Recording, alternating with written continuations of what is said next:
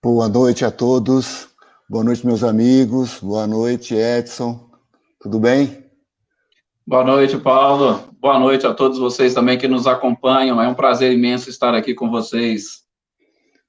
Nós que agradecemos, já aqui agradecendo também aos nossos amigos que já estão entrando na nossa transmissão, o nosso querido Carlos, aqui de Conchal, Carlos Eduardo, o Matheus Oliveira sempre presente conosco, nosso amigo presente sempre, a Yuki, a Cristiane, a Beth, e daqui a pouco a gente continua dando boa noite para o pessoal. Eu gostaria de iniciar a nossa transmissão de hoje fazendo uma leitura de um autor que eu gosto muito, que é o Tagore, deste livro Filigrana de Luz, em que ele diz assim: tudo era belo no dia em que ele me veio buscar.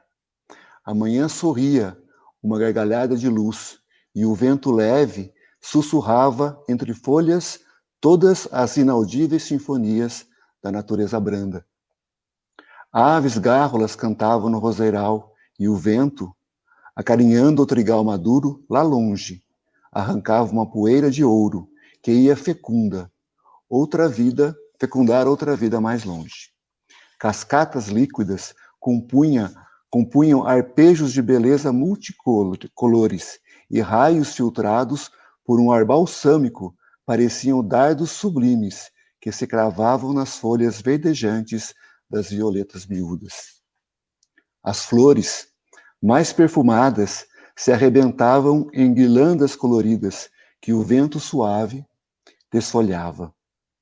Apoiado na janela outonal de minha vida, somente eu chorava.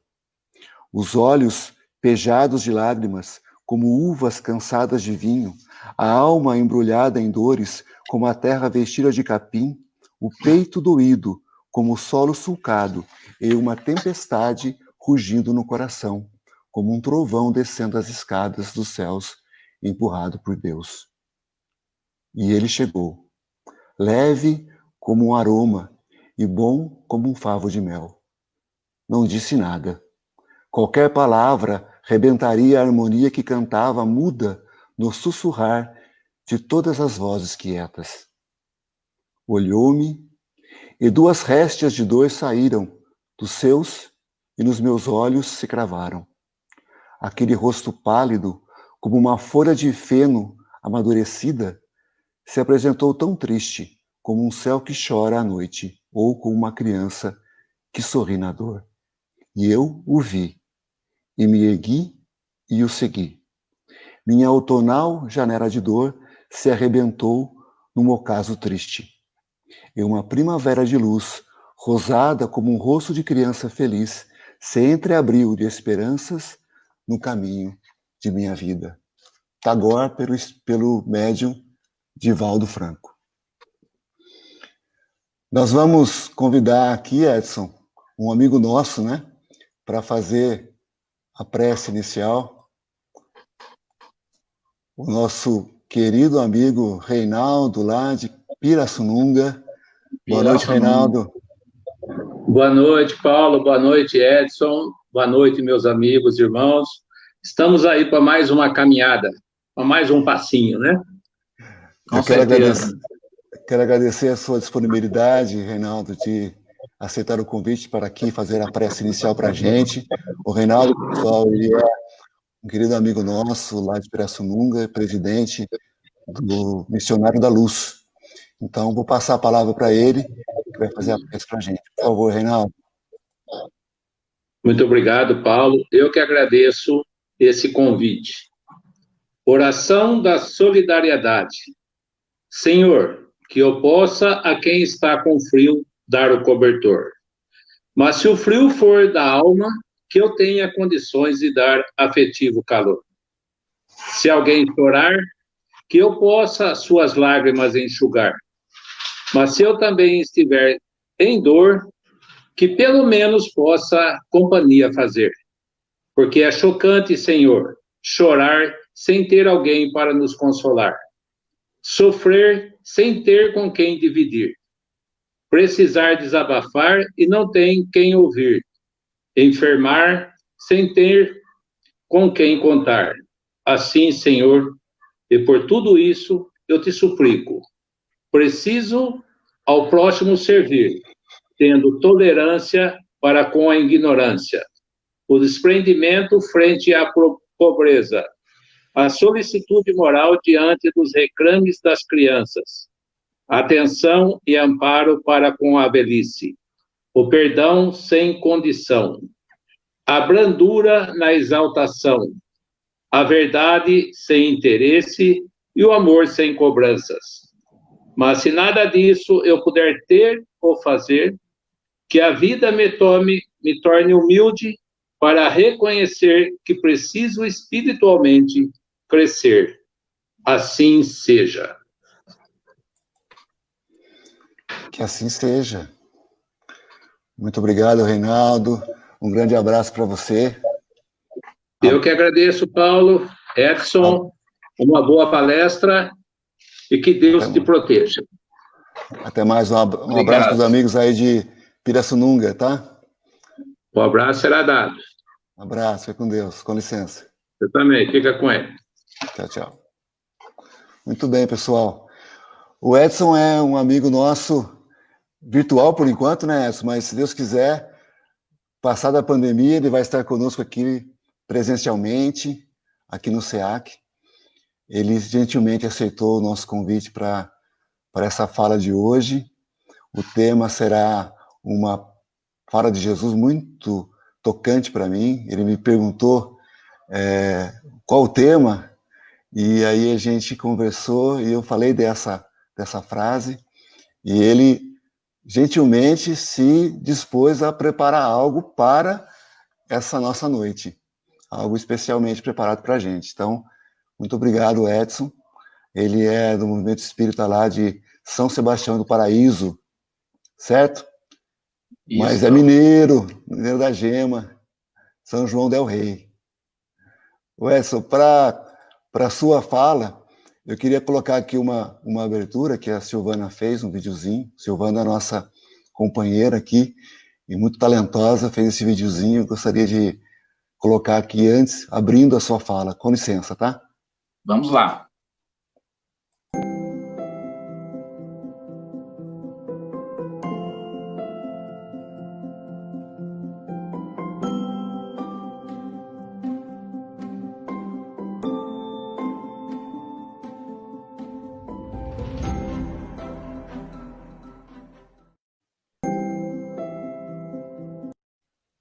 Opa, muito bem. Edson, desde já te agradeço o aceite do convite e te passo a palavra com o tema Vinde a mim, todos vós que estáis aflitos e sobrecarregados. Obrigado, meu amigo. É contigo. Paulo, sou eu quem agradeço essa oportunidade de poder estar estudando e principalmente estar estudando junto com vocês aí de Conchal e mais alguns da região, como nós vimos aí, né? Nós temos o Matheus aí lá de Rio Claro também que está participando. Eu sei que tem pessoas daqui de São Sebastião do Paraíso também que estão aí ligados, participando. Então é sempre um prazer poder estudar juntos. Eu gosto sempre de dizer que este é um momento onde todas vibrações, ou pelo menos vibrações de diversas cidades, sobretudo por conta dessa pandemia que a gente está utilizando as mídias ou os meios digitais, a gente parece que consegue ter uma amplitude maior dessas próprias vibrações, e eu acho que isso é importante, interessante, e não pode realmente parar como a gente estava conversando antes. Então, é uma oportunidade de nós estudarmos juntos, refletirmos juntos e automaticamente mudar um pouquinho desse ambiente fluídico que nós estamos vivendo, porque parte das pessoas, infelizmente, estão encarando essa pandemia de uma forma diferente. nós podemos agradecer muito, porque a doutrina espírita ela traz algumas informações que nos auxiliam a entender os desígnios divinos, e isso é realmente muito consolador. Então, a gente tem que agradecer essa oportunidade. Então, eu quem agradeço a você, ao pessoal de Conchal, e agradeço a todos que estão participando conosco por essas energias e por essas vibrações. Muito obrigado. Vamos lá. Vamos lá. Vamos, então, fazer uma breve reflexão sobre este tema. Vinde a mim, todos vós que estáis aflitos, e eu vos aliviarei. Gente, nós estamos, sobretudo, trabalhando em cima da doutrina espírita. Eu sei que tem algumas pessoas que estão nos acompanhando que não são espíritas, mas não se preocupe. A frase é de Jesus. Os ensinamentos são do Cristo. A questão da doutrina espírita é justamente a forma como ela foi colocada, e em especial, quando nós falamos de Kardec, Kardec teve um trabalho nesse processo da própria codificação espírita, e, em especial, falando da parte religiosa, ele teve o cuidado de pegar aquela parte dos ensinamentos do Cristo que realmente não geraria nenhum tipo de polêmica e que todas as pessoas poderiam compartilhar. Até é interessante como algumas pessoas lá fazem uma conta. Se nós pegarmos, por exemplo, a Bíblia, a gente vai perceber que 20% só da Bíblia seria o que está relacionado com o Novo Testamento e, sobretudo, com as palavras e os ensinamentos de Jesus. E a parte do sermão do Cristo, ou os ensinamentos morais dele, não chega a representar 4% de tudo isso. Então, 4% é realmente muito pouca coisa dentro de um conjunto. Mas se nós formos analisar os ensinamentos que o Cristo trouxe, sobretudo esses que não geram polêmicas e nem dissidências dentro das religiões, de qualquer uma que seja, nós temos realmente que exaltar o papel e a figura do codificador da doutrina espírita. Então, nós vamos citar, mas não se preocupem que não tem este objetivo, essa finalidade de fazer com que todos se tornem espíritas. Nós vamos estudar os ensinamentos do Cristo e vamos tentar trazer para o nosso dia a dia e, sobretudo, com essa aliança da ciência com a própria religião, fazer com que nós tenhamos um pouco mais de facilidade de entender, de interpretar e de colocar em prática esses ensinamentos. De antemão, gostaria até de deixar esclarecido aqui para todos vocês, nós não somos médicos, nós não somos psicólogos, nós somos apenas alguém que estuda a doutrina espírita, que estuda um pouco de ciência, que estuda um pouco de psicologia, exatamente para tentar entender os ensinamentos do Cristo.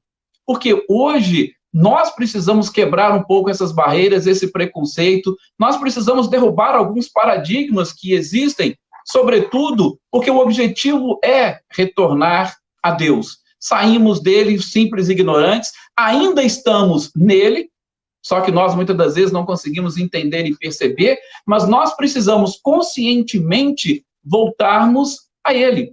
E o Jesus é justamente o caminho, a verdade e a vida. Só que ele é o caminho, a verdade e a vida, muitos dos seus ensinamentos não são entendidos e compreendidos pela grande maioria das pessoas. E aí nós precisamos hoje aliar um pouco da ciência para nos convencermos, sobretudo em cima de uma fé raciocinada, que tudo aquilo que ele falou está realmente correto, que representa a verdade. E assim, facilitando o nosso caminho, nós vamos ter esta percepção. Quem fala muito disso é o próprio Augusto Cury. Se vocês pegarem Augusto Cury, que é um dos autores mais lidos da atualidade, ele, em várias das suas obras, ele vai dizer, ele vai citar Jesus como o grande terapeuta da humanidade. Diz ele que não existe mente mais brilhante do que a do Cristo. Não teria, porque sempre teve aquela dúvida, Jesus existiu ou não existiu? Não, o próprio Augusto Cury diz que não teria homem capaz de elaborar todos os ensinamentos que o próprio Cristo trouxe. Então, ele é, sim, uma realidade. Bom, eu gosto de falar um pouquinho da perspicácia do próprio codificador da doutrina espírita, que era um pedagogo por excelência, que ele, nessa obra chamada Evangelho segundo o Espiritismo, onde ele traz os ensinamentos morais do Cristo, ele deixou de uma forma muito clara, e a gente não pode esquecer, tá? Tem o prefácio, tem a introdução, que são, assim, fantásticos. Mas eu gosto de dizer dessa estrutura que ele coloca, sobretudo nos primeiros 4 capítulos deste Evangelho, aquilo que poderia servir de base. É uma base realmente sólida para nós assentarmos todo o edifício da nossa fé nesses princípios que o próprio Kardec trouxe nesses 4 primeiros capítulos desse livro, o Evangelho segundo o Espiritismo. O primeiro deles, ele vai justamente dizer da necessidade de nós continuarmos cumprindo a lei. Jesus chegou no meio de uma sociedade que tinha um estilo de vida, uma cultura. Eles tinham em Moisés, que exatamente tirou-os do Egito, da escravidão, como o grande personagem da sua história. E Jesus veio justamente mostrar para eles que ele não queria destruir aquilo que Moisés construiu, aliás, aquilo que Moisés trouxe como revelação, porque também não era dele, mas ele trouxe uma revelação divina, e nessa parte da revelação divina, Jesus não iria destruir nada. Por quê? Porque a verdade, ela é sempre a mesma em todos os tempos. O que vai mudar é justamente a nossa forma de interpretar as informações, interpretar os ensinamentos. Então, Jesus não veio destruir a lei. Kardec vem falar a mesma coisa. Também a doutrina espírita não veio destruir aquilo que está construído. Por quê? Porque a verdade vai imperar e vai imperar sempre. Então, eu tenho que ter essa certeza. As leis serão cumpridas. Que leis são essas? Gente, todas as leis divinas. Eu só preciso ampliar o meu conceito, tratando leis divinas, inclusive como as leis da própria física. Sim. Se nós acharmos que essas leis que regem o universo não são leis divinas, como é que nós vamos entender este equilíbrio que permeia todo o universo? É complicado. E a gente vai, com certeza, chegar no momento em que vamos perceber que a lei da gravidade é uma lei divina, sim. Por isso que Louis Pasteur, aquele microbiologista francês, ele dizia, um pouco de ciência nos afasta de Deus, muita nos aproxima. Então, a gente vai perceber que há sempre a necessidade de cumprir essas leis, e que nem mesmo Deus derrogaria uma lei que, com certeza, é perfeita.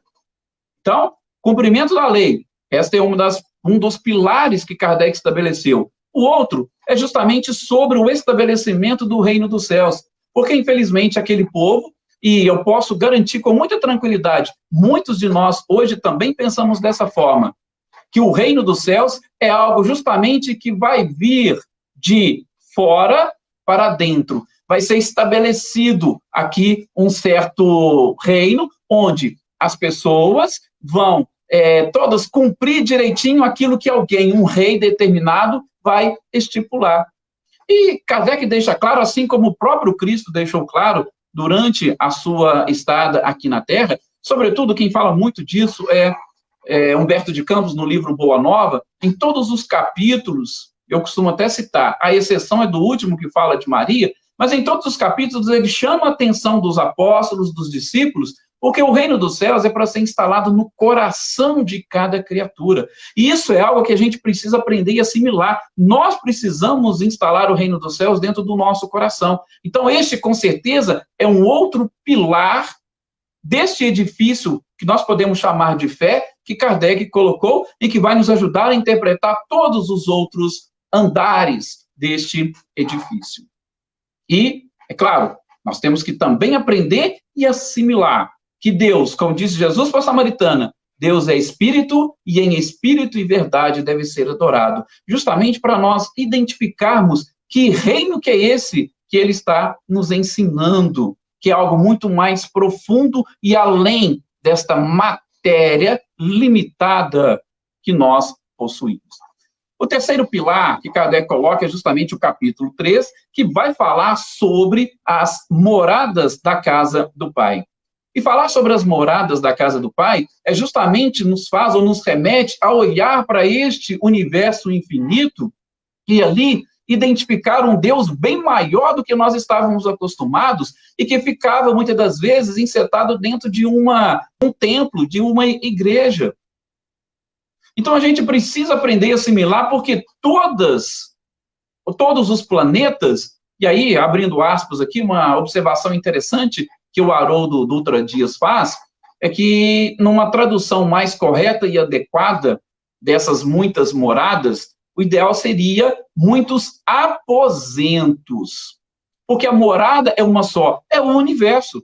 Nós somos cidadãos universais, mas Deus construiu vários aposentos para receber em cada um deles os seus filhos. Isso traz aquela ideia, aquela noção de hospitalidade que aquele povo tinha, exatamente para trazer um Deus Pai que vai acolher todos os filhos, tá? Mas não se preocupe com essa questão da tradução. Apenas uma observação para nós entendermos muitas das colocações do próprio Cristo. Então, na casa do meu Pai há muitas moradas. A gente vai olhar para o céu e nós vamos identificar, sim, um Deus bem maior do que aquele que nós estávamos acostumados a ver, que nós estávamos acostumados a adorar.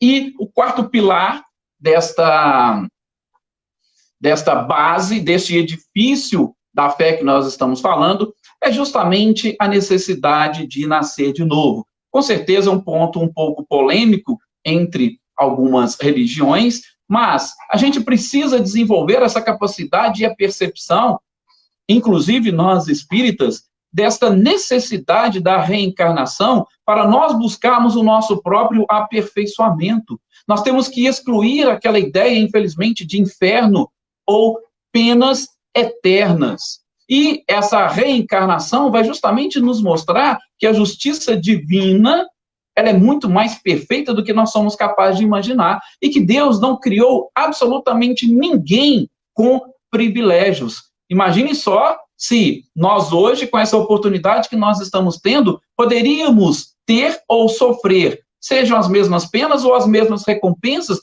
do que aquele povo que nasceu, por exemplo, há 1.500 anos antes de Cristo, que só tinha o deserto para caminhar. Não seria algo muito injusto? Que Deus seria esse para dar oportunidade para uns e menos oportunidades para outros. Então, a reencarnação vai nos mostrando e nos aproximando, sem contar as diferenças que nós vemos e identificamos no dia a dia de hoje, porque nós vamos falar de aflição, mas espera aí, essa aflição, será que é um castigo de Deus? Ah, Deus me criou assim, então eu só tenho essa existência e agora eu vou ter que pagar, mas pagar por quê? Eu não sei, eu fiz alguma coisa? Então, com certeza, este também é um dos pilares. Então, toda a interpretação dos ensinamentos do Cristo que nós conseguimos extrair deste livro, o Evangelho segundo o Espiritismo, ele vai passar por essa base. Se nós não observarmos essa base, se nós não observarmos os títulos que estão aí dentro desses capítulos, nós teremos dificuldade de entendermos o restante dos ensinamentos do próprio Cristo. E, para nós fecharmos esta base, nós não vamos nos esquecer aquilo que Kardec consta lá na questão 627 de O Livro dos Espíritos, porque na 625 ele vai trazer o modelo, o nosso modelo e guia. Perfeito, Jesus. E aí na 627 vem aquela dúvida, peraí, se o modelo é Jesus, então por que precisaria vir os Espíritos ou a doutrina espírita se o modelo e os ensinamentos estão no Cristo? E aí a resposta da espiritualidade foi fantástica. Nós viemos justamente para ajudar, depois desse processo evolutivo, sobretudo científico da humanidade, nós viemos para ajudar vocês a interpretar, a entender os ensinamentos do Cristo. Então, fechando essa questão da base da própria, ou do edifício chamado fé. Já avançando justamente para o nosso tema, nós vamos identificar depois, no próximo capítulo, no capítulo 5º, o título Bem-aventurados os aflitos. Bem-aventurados os aflitos é um capítulo que traz informações fantásticas, extraordinárias. A gente não vai falar, não vamos comentar. Nós vamos, inclusive, trabalhar praticamente juntos com esse capítulo e o próximo, que é justamente o capítulo 6º, para nós entendermos a questão dos aflitos. Porque o título da nossa exposição é essa, Bem-aventurados os aflitos, tá? Por quê? Ou vinde a mim os aflitos, que eu vos aliviarei. Ou vinde vós que estáis aflitos e sobrecarregados, como o Paulo acabou de colocar aqui para nós. Mas eu preciso entender essa questão da própria aflição. Então, Kardec vai colocar justamente nesse capítulo 5º, por quê? Porque depois de nós construirmos essa base, nós temos que estar preparados para buscar o próprio Cristo. Esse não é o objetivo de toda a religião. Se aproximar a criatura do Criador, toda religião vai ter o seu ícone. Em especial, todas as religiões cristãs têm o ícone no próprio Cristo. Então, para que eu possa caminhar com Cristo, que é o caminho, a verdade e a vida, e já que ele vai aliviar o meu próprio fardo, antes eu preciso entender. E Kardec compreendeu perfeitamente. Por quê? Porque nós estamos numa sociedade que poderíamos ou teríamos duas opções para o processo de despertamento. Vou abrir um pequeno parênteses. Por que despertamento? Porque a gente ouve muito na própria doutrina e muitas pessoas dizerem: ah, se não vai pelo amor, vai pela dor. Vai aonde? Gente, analisem comigo. Vocês acham que o sofrimento evolui alguém? Eu até gosto de fazer essa pequena analogia. Se sofrimento evoluísse alguém, o suicida seria a pessoa mais feliz da face da Terra. E a gente sabe que não é assim. O sofrimento, ele apenas desperta. Então, se eu não despertei pelo amor, eu vou ser convidado a despertar pela dor. Por isso que Kardec já coloca no capítulo 5º os bem-aventurados os aflitos, mostrando que grande parcela da humanidade vai despertar exatamente pela dor. Não estão preparados para despertar através do amor. Não estão preparados porque, no decorrer da obra, a gente vai ver, por conta do excesso do próprio materialismo, e algumas coisas a gente vai até comentar também, sobretudo da influência que o nosso próprio organismo exerce sobre nós. Então, lá no capítulo 5º, a gente precisa identificar aflitos. Quem que são os aflitos? Se nós pegarmos o Sermão da Montanha, o Sermão da Montanha, todos vocês sabem que é o capítulo 5, 6 e 7 do Evangelho de Mateus, mas a gente pega a primeira parte do capítulo 5º, nós vamos identificar ali as bem-aventuranças. Se nós identificarmos ali nas bem-aventuranças, a gente vai ver dois aspectos interessantes. O primeiro é justamente a primeira bem-aventurança, onde Jesus lança a base do edifício, ou a base da evolução da própria criatura. Essa base da evolução da própria criatura, ela vai trazer o que para nós? Ela vai trazer que bem-aventurados são os pobres de espírito ou pobres em espírito, de acordo com a tradução. O que significa isso? Significa que, para que eu seja considerado, porque a próxima bem-aventurança é exatamente essa, bem-aventurados os aflitos, porque serão consolados. Mas como que eu posso ser considerado um aflito? Gente, aflito para o próprio Cristo, e Kardec vai trazer justamente esses detalhes nesse capítulo 5º, é aquele que conseguiu entender e assimilar que ele é o principal responsável pela sua própria aflição. Se nós não tivermos essa humildade de reconhecermos que nós somos aflitos, nós não vamos buscar o Cristo. Aí não adianta.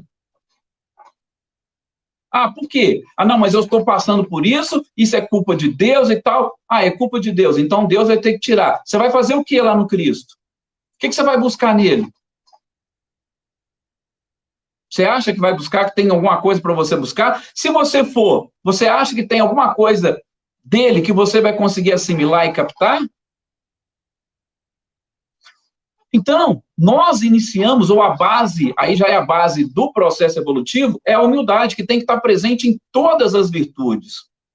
Isso Kardec também vai desenvolver nesse Evangelho segundo o Espiritismo. Bem-aventurados os pobres de espírito, porque eu tenho que saber o porquê que eu sou, ou porquê eu estou aflito.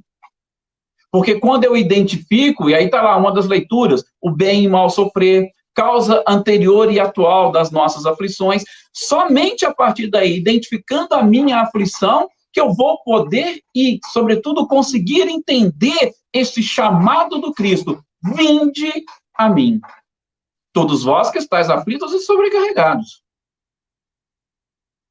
Tá? Então, esse é o primeiro ponto. A gente também não vai aprofundar por quê? Porque o objetivo nosso é exatamente essa segunda parte, é o vinde a mim. Isso está lá no capítulo 5º. Veja, nós trabalhamos rapidamente 4 capítulos do Evangelho segundo o Espiritismo. E ele tem 28, o último é só prece, o penúltimo vai falar sobre a eficiência, eficácia da prece, ou seja, nós já estudamos aqui praticamente 1/4 do Evangelho segundo o Espiritismo. Porque nós já vamos entrar no capítulo 6º. E o que é o capítulo 6º? O capítulo 6º é exatamente Cristo, o Consolador. Pronto. Me desculpem, mas eu tive que fazer uma introdução. E querendo ou não, foi uma introdução um pouquinho longa, né? Mas essa introdução foi, no nosso modo de ver, necessária para que nós pudéssemos contextualizar. Aí sim, dentro da própria doutrina espírita, o título ou tema da nossa exposição. Vinde, vós que estáis aflitos e sobrecarregados. Por quê? A sequência. Porque eu vos aliviarei. É aí que eu estou querendo chegar. Não vou exaltar a aflição ou a própria sobrecarga. Eu vou exaltar justamente o chamado do próprio Cristo. Primeiro, o que ele diz? Vinde a mim. O que significa vinde a mim? Vinde a mim, gente, levanta, se movimente.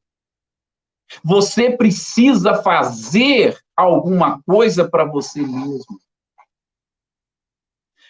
É aquilo que tem várias passagens do Evangelho, do próprio Cristo.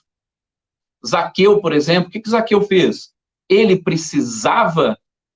estava sentindo isso dentro dele, ele precisava encontrar o Cristo.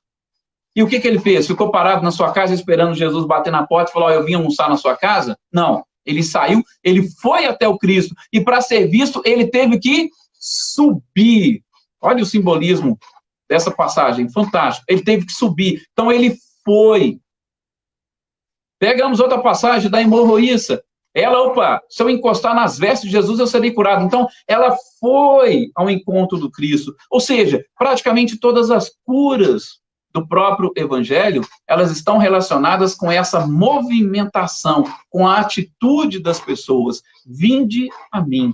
É o movimento. É o famoso abandonar a capa, que traz também outras passagens, que também tem um simbolismo fantástico.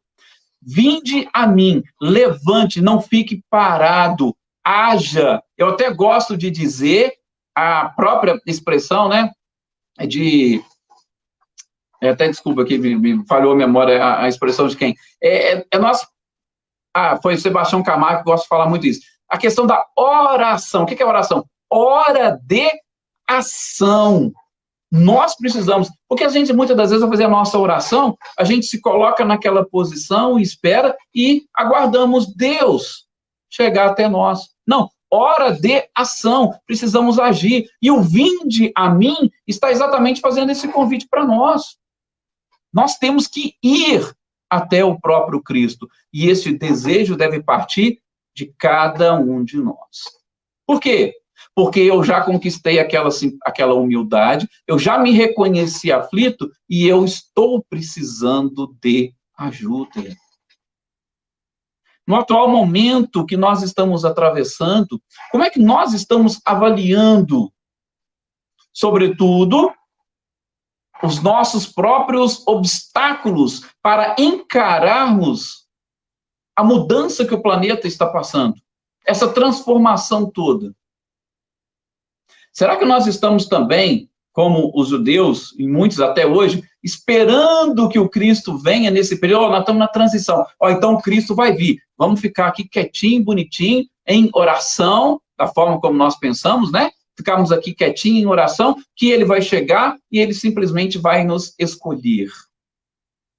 Não. Nós temos que ter essa ação. Nós temos que nos movimentar. Nós temos que fazer alguma coisa para buscar o próprio Cristo.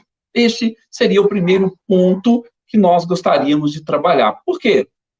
Gente, nós estamos num processo e este é, inclusive, um dos tópicos trabalhados por Kardec. Joana de Ângeles fala muito disso também, e o próprio Emmanuel já chamou a doutrina de processo libertador de consciências. Porque só vai quem quer. Para você ir, você tem que saber, você está indo aonde? Você está indo fazer o quê? É você mesmo que quer ou alguém que está te mandando? Se alguém está te mandando, será que você vai receber? Dificilmente, mas eu me sinto nessa necessidade, então eu vou. Então, liberte a sua consciência. Gosto muito de dizer que nesse período da pandemia, de isolamento social, é também um momento de recolhimento, exatamente para nós fugirmos um pouco desse inconsciente coletivo, porque a gente caminha com a humanidade, nós vamos seguindo a humanidade, seguindo os valores da humanidade, e a gente esquece daquilo que está dentro de nós mesmos, dos nossos próprios desejos, da nossa vontade. Então, nós estamos num processo libertador ou num período que precisamos aprender a libertar a nossa consciência. Joana de Ângeles vai utilizar, inclusive, uma classificação de um psicólogo norte-americano, Robert DeRopp. Ele fala de alguns níveis de consciência e a gente percebe que a maioria da sociedade ela está presa do nível de consciência de sono sem sonhos, que é o nível de consciência mais baixo, o patamar mais baixo de consciência. É aquela pessoa que, se a gente for buscar também umas outras correntes psicológicas, sobretudo, salvo engano, Spencer, ele vai dizer do homem fisiológico. Muitos de nós somos apenas homens fisiológicos. Nós vivemos apenas e tão somente para satisfazer as nossas necessidades de sobrevivência. É aquilo que está relacionado com a alimentação, com o próprio sexo, com o prazer, com os bens materiais. A gente ainda sequer avançou para o homem psicológico nessa abordagem e também, mais adiante, teria o homem espiritual, que é exatamente algo um pouco mais avançado. Ou, se nós pegarmos a pirâmide de Maslow sobre as necessidades da criatura, a gente também vai perceber que nós estamos no nível, no patamar mais baixo das nossas necessidades. Mas por que tudo isso? Porque nós ainda não chegamos nesse ponto de libertar a nossa própria consciência. Nós caminhamos com a humanidade. A gente ainda não descobriu o porquê a que viemos, o que nós estamos fazendo aqui. Tá? Lógico que isso aqui é apenas um parênteses para nós conseguirmos identificar essas questões, depois ainda posso até citar mais algumas relacionadas com esse lado da psicologia, porque a psicologia ela é interessante, nesse momento, sobretudo de pandemia, a gente tem que estar fazendo uma terapia conosco. Quando Augusto Cury fala que Jesus é o terapeuta da humanidade, nós temos que encontrar nos seus ensinamentos justamente informações que vai nos auxiliar nesse processo terapêutico para nós, aí sim, nas palavras de Jung, eliminarmos as sombras que estão no nosso consciente. Mas aí eu vou entrar justamente num ponto mais científico desta nossa abordagem. Sim. Estou até olhando aqui o tempo, tá? Eu vou ficar vigiando, pode deixar que eu não vou passar muito do tempo, não. Mas qual que é o detalhe que a gente percebe hoje da dificuldade de colocar em prática os ensinamentos do Cristo? É justamente essa abordagem poética que muitos de nós fazemos dos ensinamentos de Jesus. A gente consegue perceber que a maioria da sociedade tem a vida do Cristo, os seus ensinamentos, como poesia. E não é poesia. Vocês acham que Jesus era um poeta? Gente, nós temos o exemplo de Emmanuel. Emmanuel, uma capacidade fantástica. Se a gente pega os livros, os romances dele, esses dias mesmo eu vi o Paulo também numa live comentando sobre isso, se a gente pega os romances de Emmanuel, tem alguns pontos que Emmanuel vai colocar ali que parece uma poesia, mas aquilo não é poesia. Ele traz toda uma verdade em cima daquela forma de expor. Emmanuel não é poeta. Então pode prestar atenção, se Emmanuel fala alguma coisa ali, tem algo de verdade, como, por exemplo, na obra Paulo e Estevão que ele faz, que ele logo lá no início começa, né? As ruas de Corinto eram esplendorosas, graciosas. Ele estava justamente fazendo referência a uma cidade que vivia, por isso os coríntios escreveu aquele poema sobre o amor, porque ele estava querendo exaltar o amor, porque lá ele era totalmente deturpado. Mas porque as ruas de Corinto, como diz Emmanuel, elas eram suntuosas porque elas eram de mármore. O povo cultuava algo totalmente diferente. E isso é uma informação que traz no romance de Emmanuel. Estou fazendo só essa comparação para nós identificarmos que Cristo também não era um poeta. Todos os seus ensinamentos têm um fundo de verdade. E eu posso dizer, tem um fundo científico. Por isso, hoje, a necessidade de nós unirmos a ciência à própria religião. Ou vocês acham que Jesus não estava presente quando foi, por exemplo, elaborado o DNA do terráqueo? Quando foi projetado vamos dizer, os corpos das criaturas, porque nós passamos por um processo evolutivo. E esses corpos passaram por um processo de elaboração e estão avançando e evoluindo sempre. Vocês acham que Jesus não participou disso? Ele participou, por isso ele sabia muito bem o que ele estava falando. E todos os seus ensinamentos, eles vão desaguar naquilo que a ciência hoje está nos trazendo. Estou falando isso justamente para fazer referência àquilo que a Nete Guimarães fala. A Nete Guimarães, a gente sabe, ela é uma cientista espírita, vamos chamar assim. E ela tem umas abordagens bem profundas e científicas sobre os próprios ensinamentos do Cristo, que vai nos ajudar a entender, a compreender realmente o que o Cristo quis nos dizer. E nesse ponto, nesse tópico, há uma abordagem interessante, sobretudo nessa formação. Por quê? Porque Jesus não falou apenas para o povo da sua época, e aquilo que ele falou, de novo, não representa uma poesia. Jesus não utilizava as palavras simbólicas, ele utilizava palavras certas e verdadeiras. Vamos, então, trazer esse aspecto científico? Vamos lá. Gente, o que acontece com a criatura humana, sobretudo quando ela está envolvida na aflição, quando ela está envolvida no sofrimento, ou quando ela está diante de uma tentação? Porque eu acho que nós podemos resumir praticamente nessas três expressões. Sobre a tentação, existe um estudo de Michael Mitchell, no livro O Teste do Marshmallow, que ele vai explicar perfeitamente como que funciona. É lógico que não é um livro religioso, é uma pesquisa científica que durou cerca de 60 anos, onde ele fez um estudo de pessoas desde a infância até a fase adulta. E ele, analisando justamente essa questão das opções que as pessoas têm, ele demonstrou, através do seu trabalho, da sua pesquisa, essa dificuldade que nós temos para resistir à tentação. Primeira coisa é a gente saber o que é a tentação. E a tentação nós podemos resumir, porque se eu vou ficar citando exemplo de tentação, vocês vão até se confundir, porque a tentação pode ser qualquer coisa. Mas o que o dicionário nos traz é que a tentação é exatamente essa busca desenfreada por uma recompensa imediata. Esse é o problema que nós enfrentamos no que diz respeito à tentação. É uma das nossas aflições. Mas por que a gente tem dificuldade de superar, ou pelo menos segurar a tentação? Porque o nosso organismo, olha aqui falando da construção e da estruturação do próprio DNA. O nosso organismo, ele produz uma quantidade de neurotransmissores, de hormônios, que a gente desconhece. E um deles é chamado de catecolamina. E o que é a catecolamina? É exatamente uma substância que nós produzimos quando a gente tem vou usar essa expressão, desejo ou essa vontade de fazer alguma coisa, seja ela qualquer coisa. O teste do marshmallow demonstrou a tentação em comer um doce. Apenas 20% das crianças resistiram à tentação.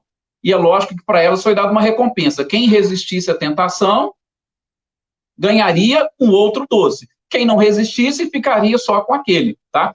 Infelizmente, isso aí é tema para uma outra exposição. Mas ela vai exatamente mostrar. E os experimentos comprovaram exatamente isso. O nosso organismo produz essa catecolamina e, se nós não nos educarmos a criar uma resistência ou um antagonismo da catecolamina, nós vamos ter dificuldade de resistir à tentação ou de segurar algumas situações na nossa vida. Então, o que esse experimento concluiu? Aquelas crianças que não conseguiram resistir ou criar antagonismo à catecolamina são as crianças, os 80%, que tiveram maiores dificuldades nas escolas, nos estudos, no casamento, nos relacionamentos, no emprego. Ele conseguiu concluir, com seus estudos, que aqueles outros 20%, por exemplo, se um deles chegasse a perder o emprego, como ele criou aquela resistência ou antagonista à catecolamina, aí o que ele fez? Ele perdeu o emprego, ele teve aquela paciência de aguardar o momento certo, porque a gente sabe que fechou uma porta num lugar, mas vai abrir outra, ou abre duas, ou abre três. Ao passo que aquele que entra em desespero, ele não consegue. O desespero, infelizmente, atrapalha, ele não consegue sequer enxergar as outras portas se abrindo. A questão nos relacionamentos, tá? De novo, isso poderia ser tema para uma outra exposição. Eu só estou citando exemplo para vocês, tá? A mesma coisa que a própria tentação é a aflição. Até a Anete Guimarães ainda conta que ela foi, vamos dizer assim, desafiada para provar que 50 quilos, por exemplo, com Jesus é mais leve do que sem Jesus. Não, mas por que 50 quilos com Jesus seria mais leve? Será que nós podemos comprovar isso? Aí que entra justamente esse aspecto da poesia. Jesus não era poeta. Jesus foi o ser mais perfeito que pisou no nosso planeta e trouxe verdades para nós. E aí a gente vai identificar, em especial no campo da aflição, no campo da dor, no campo do sofrimento. Eu vou tratar isso genericamente, apesar de que vocês sabem, Emmanuel faz a diferença de dor e de sofrimento. O sofrimento está relacionado com a moral, e a dor é muito mais física. Mas a gente vai trabalhar os dois juntos, não se preocupe, tá? Com essa terminologia. Mas, com relação a essa própria questão da dor, nós temos o nosso cérebro, ele pode ser dividido. A Anete Guimarães, ela cita duas grandes divisões. Mas se nós formos no livro No Mundo Maior, de André Luiz, a gente vai ver lá citando 3 divisões, como se fossem 3 andares do nosso cérebro. E se vocês pesquisarem também, vocês vão identificar vários cientistas falando em 3 partes. Eu vou trabalhar aqui com 2 grandes partes, tá? Seguindo mais ou menos o que a Anete nos traz. Nós temos o arqueocórtex no nosso cérebro e o neocórtex. O arqueocórtex é justamente aquela parte antiga, mais velha do nosso cérebro. O neocórtex, o próprio nome já diz, é a parte que foi desenvolvida depois. Vou abrir um parênteses. Está vendo como que críticos, engenheiros celestes são perfeitos? Nossa estrutura física, ela vem desenvolvendo. Antigamente, nós não tínhamos o neocórtex. Ele surgiu depois. E o neocórtex, só para fazer uma associação com André Luiz, é onde estão justamente os lobos frontais. E o que é o lobo frontal? É justamente onde está essa parte da espiritualidade da criatura. Tá? É a parte que mais brilha no nosso cérebro. Então, os cientistas já concluíram. O arqueocórtex, inclusive vocês vão ver alguns falar em parte do cérebro reptiliano, que é justamente vindo de réptil, é aquela parte onde nós, quando estávamos recém-saídos da caverna, nós tínhamos. Por isso que a estrutura, inclusive, da nossa cabeça era diferente. Com o passar do tempo, nós fomos desenvolvendo o neocórtex. E qual que é o detalhe? Dentro do arqueocórtex está aquilo que eles chamam de sistema analgésico central. O que é o sistema analgésico central? Vou até acelerar um pouquinho nas explicações, mas é só para contextualizar para vocês. O sistema analgésico central é um sistema responsável pela fabricação de duas substâncias, endorfina e encefalina, que funcionariam mais ou menos como analgésicos no nosso organismo. Por isso ele tem até esse nome, Sistema Analgésico Central. E esse sistema está lá no arqueocórtex. O que acontece com a criatura? Todas as vezes que nós agimos por impulso, por instinto, com raiva, aquelas emoções básicas, com medo, o que está acontecendo? É essa parte antiga do nosso cérebro que está agindo. Quando a parte antiga do nosso cérebro, ela passa a agir, ela praticamente é como se ela comprimisse e não deixasse o sistema analgésico central produzir as substâncias. E aí o que acontece? Como essa parte do cérebro tem ligação com a medula, na nossa medula a gente tem aquilo que os cientistas chamam de grande portão, seria um portão. E esse portão, conhecido como portão da dor, se o nosso arqueocórtex está trabalhando, o sistema analgésico central, ele fica atrofiado, ele para de trabalhar. Quando ele para de trabalhar e não fornece essa substância, esse portão, ele abre. O portão abrindo, a gente vai sentir mais dor. Então, por exemplo, tem gente que trabalha com uma parte, então o seu portão está 50% aberto, você vai sentir menos dor do que aquele que está 100% aberto. Ao passo que aquele que está 20% aberto vai sentir menos dor do que aquele que está 50% aberto, tá? Sinto não poder explicar muito por conta do nosso tempo, mas é só, de novo, para contextualizar, para vocês entenderem que aquilo que Jesus diz é científico. Agora vamos à questão onde o vinde a mim pode justamente nos auxiliar a aliviar a nossa própria dor. Quando nós estamos com Jesus, ou o que é estar com Jesus? O que é estar do lado de Jesus? O que é estar fazendo aquilo que Jesus fez? E que o Paulo Henrique, que está também nos assistindo, cantou esses dias numa canção que desafiaram ele lá, né? Amar como Jesus amou, sonhar como Jesus sonhou, pensar como Jesus pensou. Veja, parece poesia, mas o que é estar com Jesus? Gente, é justamente isso, é trabalhar todas as virtudes ensinadas pelo próprio Cristo. Acima de tudo, qual é a principal virtude que ele nos ensinou? A própria caridade, o perdão. O amor acaba sendo o resumo de tudo isso. E o que acontece com a criatura quando ela está trabalhando essas virtudes? Quando ela trabalha com essas virtudes, é o neocórtex dela que está trabalhando. E quando essa parte nova do cérebro trabalha, quando o lobo frontal está trabalhando, você deixa espaço para o arqueocórtex, o sistema analgésico central vai produzir as substâncias, o seu portão vai ficar fechado e você não vai sentir dor. Ou a dor que você vai sentir vai ser bem menor. Vou citar um exemplo para vocês, que eu acho que quase todos já passaram. Pega aí um homem, por exemplo, que joga futebol. Quando você está jogando futebol, você está ali naquele calor e tal, de repente você leva uma pancada, mas a adrenalina está tão alta e você está fazendo uma coisa que você gosta, você não sente. Aí quando o seu corpo esfria, o que vai acontecer?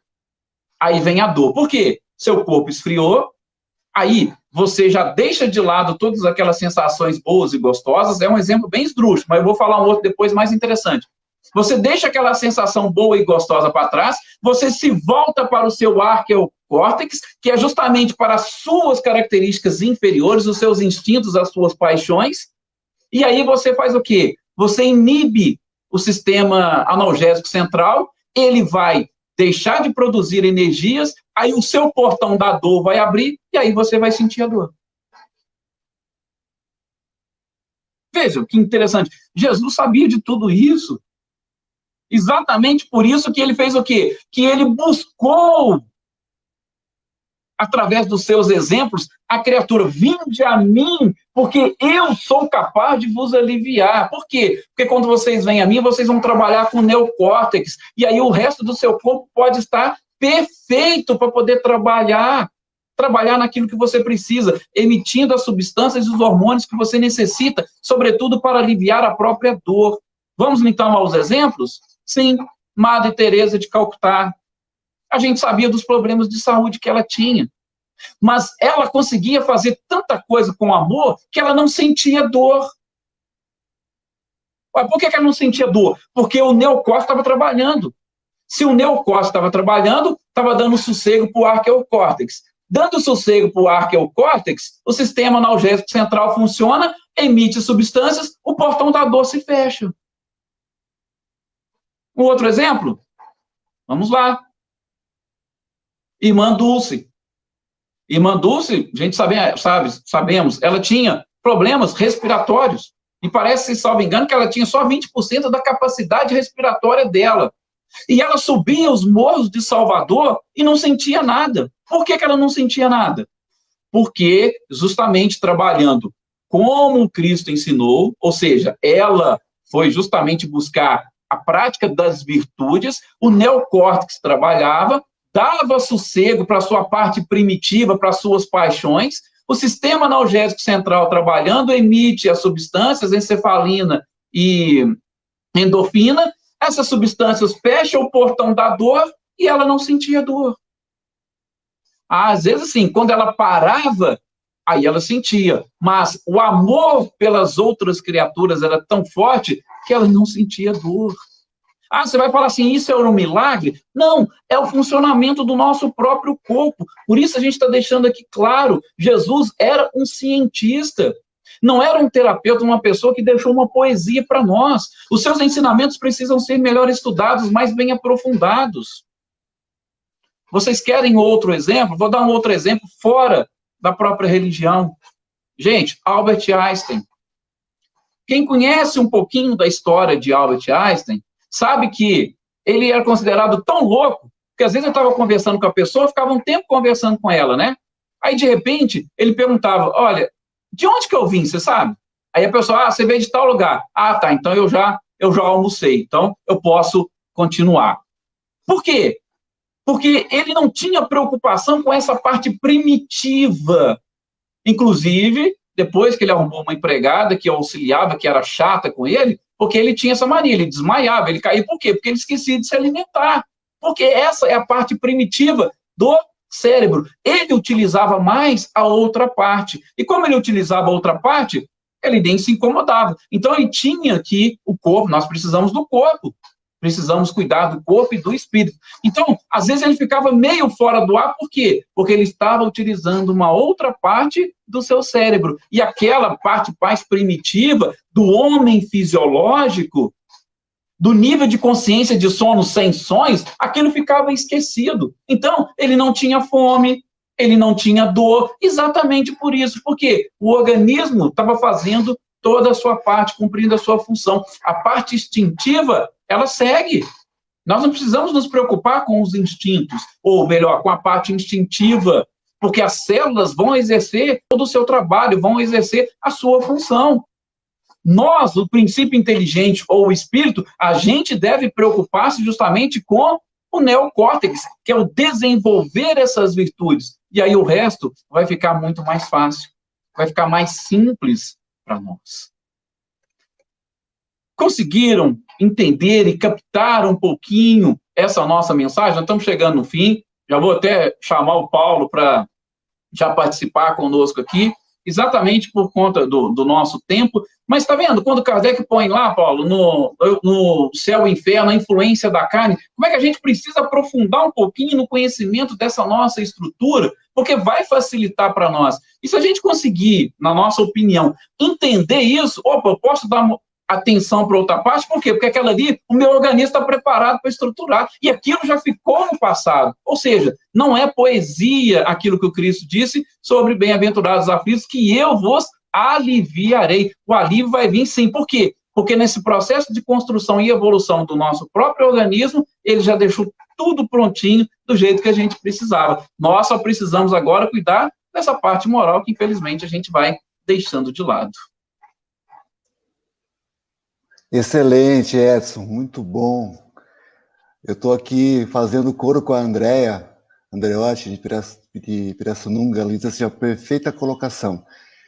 Bendita seja a doutrina espírita que nos traz o conhecimento em todos os aspectos.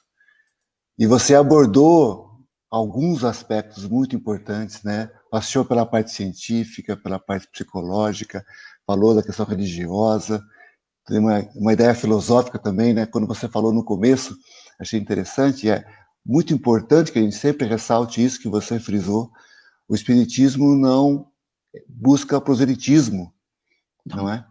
Uhum. E então, nesse momento em que nós temos a ferramenta da tecnologia para falar fora dos muros das casas espíritas, é importante ressaltar isso, que Kardec já propunha isso, né, Edson? Sim, o objetivo é exatamente esse. A doutrina é um processo libertador de consciência. Não estou falando libertar a consciência dos espíritas. É da criatura, da humanidade. Ela veio como uma terceira revelação para a humanidade. Então, e a questão que diz a questão 798 também do Livro dos Espíritos, né? Que a gente pode traduzir, o espiritismo vai ser a religião do futuro? Não, ele pode ser o futuro das religiões, por conta desses princípios que se aplicam em todas. Perfeitamente. E fazendo um comentário também sobre o início da sua fala, quando você apresentou a estrutura, né, do Evangelho segundo o Espiritismo, eu acho isso belíssimo e é incrível como Kardec ele constrói não só essa obra, como todas as suas obras, mas como que ele coloca o encadeamento, né, dos capítulos. E aí você citou, por exemplo, do capítulo 5, que é a primeira bem-aventurança que ele apresenta, né? É a segunda na ordem do sermão, mas é a primeira que ele apresenta, e logo na sequência ele vem com o Cristo Consolador. Aí você fala, mas uai, cadê o resto das bem-aventuranças, né? Porque tem aflição, tem que ter consolação, não é? Então eu acho isso incrível. Até com relação às bem-aventuranças, eu também compartilho muito das informações que o Pastorino nos traz, que ela é uma escala ascensional para a perfeição. Então, tem gente que fala assim, eu sou um pouquinho misericordioso, mas... Não tem jeito. Se você não subir a escala, não dá. Ela é uma escala. Inclusive, fica fácil, eu já brinquei com o pessoal em alguns estudos aqui, inclusive aquele estudo aprofundado da doutrina espírita, da FEB, você consegue, inclusive, decorar as bem-aventuranças só seguindo mas não vou falar aqui não por conta do nosso tempo. Isso aí, em outra oportunidade, a gente comenta sobre isso, mas é interessante. Então, nós já vamos marcar logo uma próxima para você tratar dessa escada, que eu acho sensacional, esse encadeamento, né, que Jesus coloca, e Jesus colocou, assim como Emmanuel, né, num outro nível, né, mas Jesus, ele não se utilizava de palavras vãs, né? Não. Ele sempre, todas as colocações, e conseguia fazer isso com poesia, embora não fosse poeta, como você disse, né? E Paulo, a cada dia que passa, aquelas palavras de Emmanuel estão mais verdadeiras. Emmanuel, quando vai estudar evangelho nas altas esferas, ele se sente um crocodilo. Emmanuel fala isso, agora você imagina. Para dar a dimensão do quanto nós temos para galgar, né? Exatamente. Mas, ao mesmo tempo, o que pode parecer um tanto desanimador, mas também nos dá a cota de quanta beleza nos aguarda, de quanta felicidade nos espera, né? Eu acho que... Não, mas não pode ser desanimador, não, porque a gente tem que ter essa consciência que nós estamos no início da caminhada. Isso. É que às vezes a pessoa pensa, mas se Emmanuel é um crocodilo, quem que eu sou, né? Mas, de fato, não é para desanimar, não. É o contrário, né? É o contrário. Sim. É o contrário. O Edson, eu queria te agradecer demais pela tua fala. Foi muito rica, muito instrutiva. E, como já dissemos, vamos marcar outras e também vamos marcar uma presencial assim que a gente puder, não é? Mais uma vez, vai ser um prazer. A gente tem prazer em falar dessa doutrina. Falar de Jesus é algo assim fantástico. Sou eu mesmo quem agradece essa oportunidade. Igual você falou, questão de tempo, não traz para a gente ver, para a gente pesquisar. Tudo são desafios, são aprendizados. E a própria questão, né, do que vocês têm abordado também. Então, eu acho interessante. Pode sim, coloca aí, vamos lá. Se eu puder contribuir, eu vou ficar muito feliz. E sou eu, de novo, quem vai ficar grato a vocês por essa oportunidade que vocês estão me concedendo. Legal.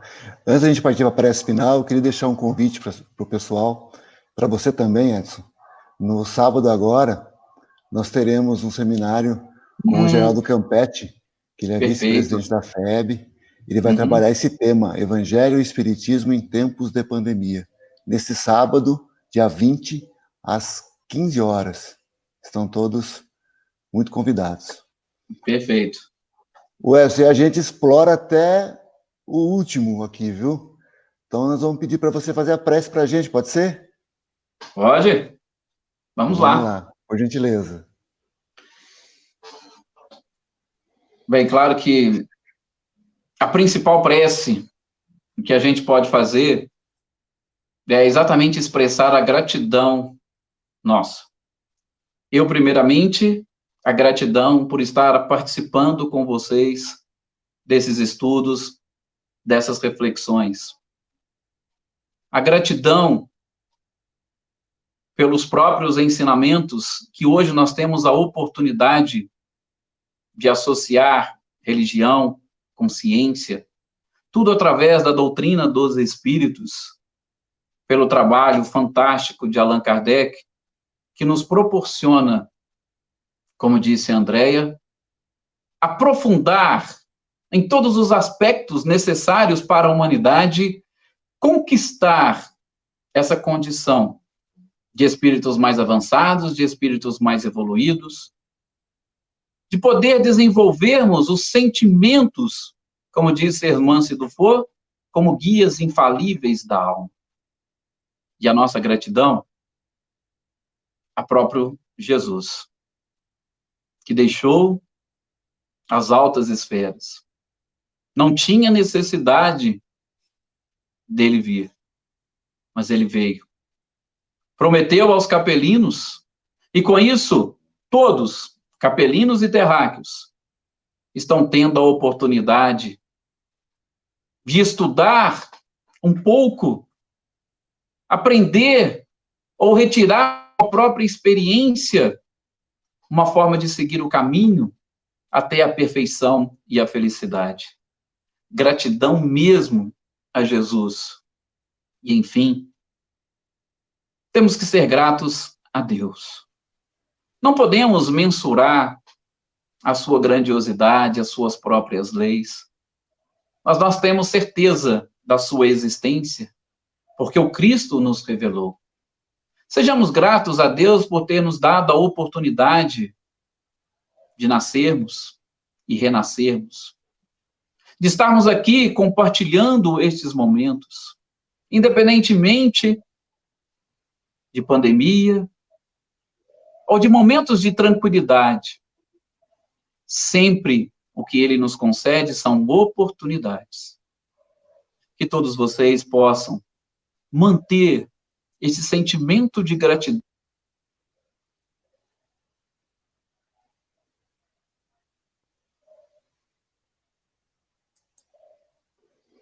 Pessoal, acho que o Wesley teve algum problema com a internet. Primeiro a imagem dele travou, agora o áudio dele também parou. Mas eu quero aqui... Ah, voltou. Olha ele aí. Eu estava só finalizando aqui, é que eu fechei os olhos e acabou. Pode concluir, Edson, fica à vontade. Mas justamente a nossa gratidão a Deus e que a gente aproveite nesse período de desprendimento do nosso corpo físico a oportunidade de estar junto com a espiritualidade, dando sequência, aí sim, presencialmente, a encontros como esses que nós tivemos aqui virtualmente.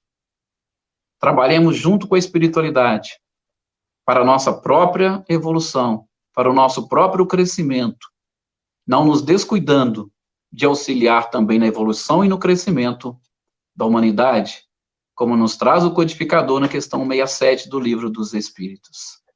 Muita paz a todos. De novo, gratidão. E que Jesus os abençoe. Que assim seja. Que Ele nos abençoe a todos. Obrigado, Edson. Você falou da oportunidade, pela oportunidade que você nos proporcionou nessa noite, nessas reflexões, as tuas palavras, os seus ensinos todos. Muito obrigado de coração. E essa foi a primeira de muitas conversas que teremos. Deus assim há de permitir. Que assim Nós seja. temos uma colocação aqui do Rogério Roncolato, que ele mesmo já coloca que seria uma outra oportunidade, Rogério. Nós vamos, com certeza, abordar essa questão sua, que é sobre uma teoria de Petrubaldi, e na sequência ele coloca numa outra oportunidade, é claro. A gente vai ter essa oportunidade, sim, com certeza. Temos aqui... Coincidentemente, eu tenho o livro dele, A Grande Síntese, se for isso que ele está querendo. A pergunta dele é sobre sobre a queda, né, nossa queda, o antissistema. É isso que ele se refere. Uhum. Muitos comentários aqui de gratidão, de parabéns pela sua fala, Edson.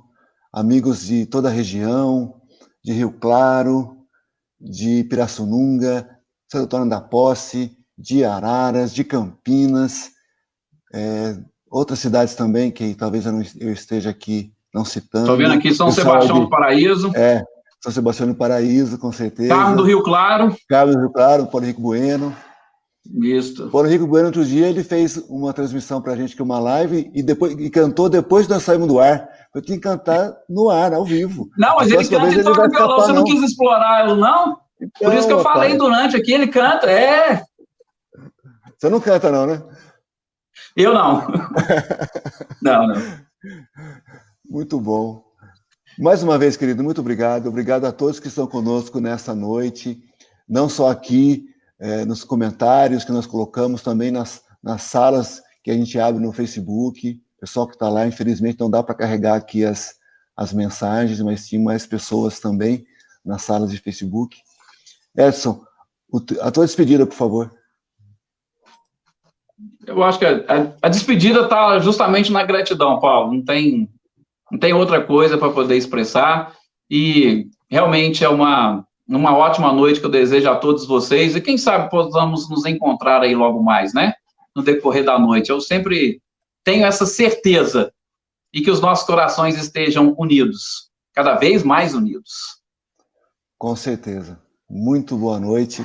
Muito obrigado a todos. Até a próxima.